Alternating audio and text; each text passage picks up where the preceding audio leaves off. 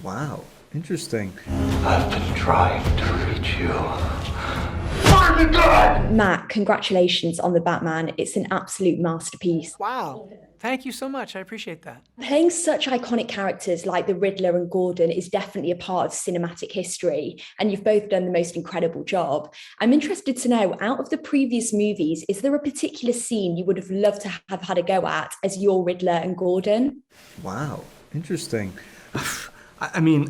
I have to say that one thing that I was blown away by Matt's script for this because he brought such a singular point of view and such an emotional, personal, psychological one. And what I appreciate about making another Batman film is that point of view and why we keep reinterpreting this character. I will say that when I was a kid, the Tim Burton Michael Keaton Batman was like an incredible film. Growing up in New York City watching that movie. I'm Batman. Get those wonderful toys. I can't imagine my Riddler in that film, but my goodness, that film has a place in my heart. Oh my gosh. I mean, there are so many moments from Batman movies that are iconic. You know what I mean? Like, I don't know that I don't feel that I would want to have had a shot at directing them because I feel like they are very emblematic of the filmmakers who did those films. So like when Burton, like there's that great moment where, you know, and now it's almost a meme where you have Bruce Wayne standing up and the bat signal behind him, and it's very theatrical and it's just stunning.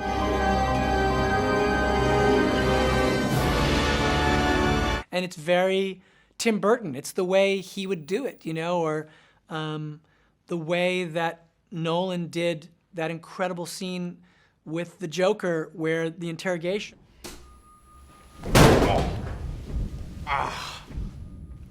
That incredible scene where the Bat Bike is having the showdown with the Joker on the street and they flip the 18-wheeler. I mean,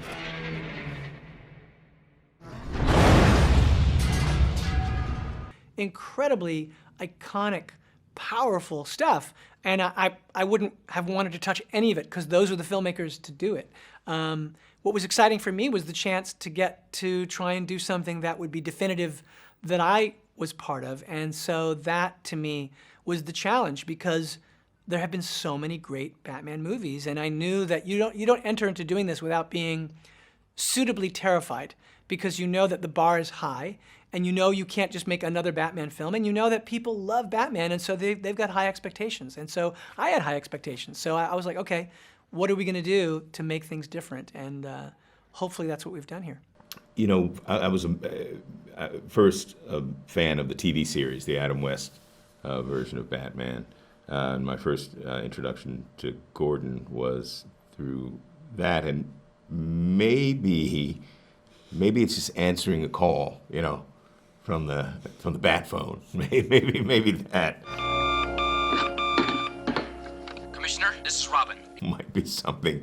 Although, again, our film is so specific to itself, and we were going for a type of aesthetic and a tone that may differentiate it from what's come before, so it might be a little awkward, but could be that. Although, as well, films, yes, but also the comics lay out some interesting opportunities, and I think there are things in some of the contemporary comics, some of the Frank Miller stuff that I read about Gordon's life behind closed doors that I think is very interesting, particularly for someone who has a very kind of, you know, honorable public face and, you know, represents rectitude and, you know, rightness and all of that. The cost of that and the private life is something that I think is very interesting and really conceived in a thoughtful way in certain of the comics that I've read. You must be a Batman expert at this point. Was there anything you learned about any of the characters that's maybe different to who you initially thought they were when working on this? You know, I mean, I went through a deep dive on the comics, and what's so great about this character, and about all the characters actually, but specifically about Batman, is that it's such a great sort of mythic conception that even though the character's been around for over 80 years, it continues to be relevant, and it also lends itself to multiple different interpretations. So like you can find almost any version of the character that you're looking for in one of the comics. So they're not all the same. And I think what I tried to do was draw from the comics the things I connected to. So there are aspects of different versions of the comics, like I've mentioned in different comics, like Darwin Cook's ego and this idea of the beast within him, and making it very kind of psychological, almost like Dr. Jekyll and Mr. Hyde or something, a very kind of Jungian shadow side Batman. That was really exciting to me. The kind of version of him that's grounded in this kind of very specific way from Frank Miller's Year One, and the tone of making everything very practical and how that would work, and how far you could push the realism and make it feel like something like this, which is a fantasy, could actually exist, and where does that break? There were lots of things that I drew from. I think one of the things I did try to do, though, is there was lots of history, like the Selina Kyle history, that I took little pieces of, and the idea of the history of Batman's family, of Bruce's family, the Arkhams, and questions of mental illness and all of that. It's almost like you kind of become an open receptor, and the things that resonate with you, you just cherry pick and you kind of recombine, and the whole thing's in a blender. And so if you're a Batman fan and you've read the comics, you're going to look at this and feel like, oh, I kind of know where you got that, but it's in a way that you've never seen before. So I wouldn't say it's not that I didn't know these versions, it's that I was trying to grab onto things that excited me and see if there was a way to recombine them and sort of use them in this story. This interpretation of the Riddler, I didn't really find it in, I read a massive amount of comics, which I loved, and I feel like I am such a huge Batman fan as well now. So I don't know. I can say that the fans are so passionate. I think we're so passionate about this. We're at this incredible moment where we finally get to share this film with them. So I'm so excited to see what they think of these interpretations. What do you think? Well, I think for all of us, and what Matt was really going for was the life within with these characters. We have, this kind of external understanding of who they are, the heroicism or the villainy.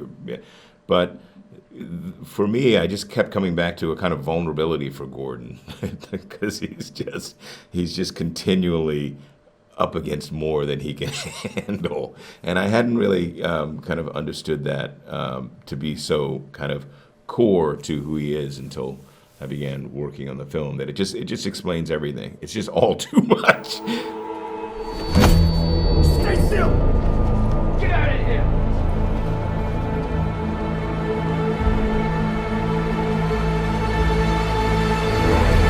And it must be such a dream working on this movie. How much does being a fan help when it comes to playing characters like these?